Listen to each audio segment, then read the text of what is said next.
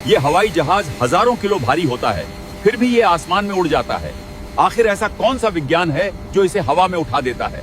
सबसे पहले इंजन बहुत तेज धक्का पैदा करता है, इसे थ्रस्ट कहते हैं। यही ताकत जहाज को आगे की तरफ तेजी से बढ़ाती है। हवाई जहाज के पंख ऊपर से गोल और नीचे से सपाट होते हैं। यह खास आकार हवा को दो अलग रास्तों से बहने देता है। पंख के ऊपर हवा तेजी से बहती है।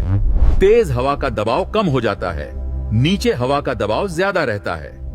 ऊपर कम दबाव और नीचे ज्यादा दबाव बनता है। ये अंतर जहाज को ऊपर की तरफ धक्का देता है, इसे लिफ्ट फोर्स कहते हैं। इंजन थ्रस्ट देता है, पंख हवा का दबाव बदलते हैं और यही दबाव का अंतर हवाई जहाज को आसमान में उड़ने देता है। देखिए, पंख के ऊपर हवा तेजी से बहती है जिससे दबाव कम हो जाता है, नीचे हवा का दबाव ज्यादा रहता है और यही अंतर जहाज को ऊपर उठाता है।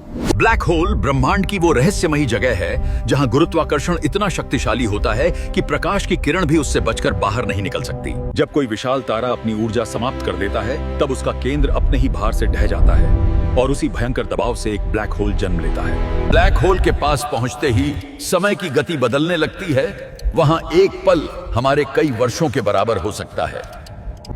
यह चमकती हुई सीमा इवेंट होराइजन कहलाती है। इसके पार जाते ही वापसी असंभव हो जाती है। जहाज भी लोहे का ही बना होता है, लेकिन यह अंदर से खोखला होता है। इससे उसका कुल घनत्व पानी के घनत्व से कम हो जाता है। ये लोहे की कील पानी में तुरंत डूब जाती हैं, लेकिन उसी लोहे से बना इतना बड़ा जहाज समुद्र में तैरता रहता है। आखिर इसके जब जहाज पानी में उतरता है तो वो बहुत सारा पानी हटाता है और वही पानी जहाज को ऊपर की तरफ धक्का देता है। इस कील का आकार छोटा है और इसका वजन पानी से ज्यादा है। पानी इसे ऊपर उठाने के लिए काफी बल नहीं बना पाता, इसलिए ये सीधे नीचे डूब जाती है। जब कोई वस्तु पानी में जाती है तो पानी उसे नीचे नहीं बल्कि ऊपर की तरफ धक्का देता है। इसी ऊपर वाले बल को ब्यूएंट फोर्स कहते हैं। इसे उछाल बल कहते हैं। जब पानी का ऊपर धक्का वस्तु के वजन के बराबर हो जाता है तो वो वस्तु तैरने लगती है।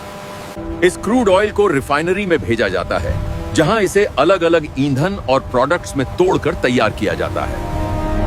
ऊपर हल्की गैसेस जैसे एलपीजी निकलती हैं, उसके नीचे पेट्रोल, फिर डीजल और सबसे नीचे भारी तेल जैसे बिटुमेन मिलता है। इस वेपर को एक लंबे टावर में भेजा जाता है, जहां अलग अलग तापमान पर विभिन्न पदार्थ अलग अलग स्तर पर अलग हो जाते हैं।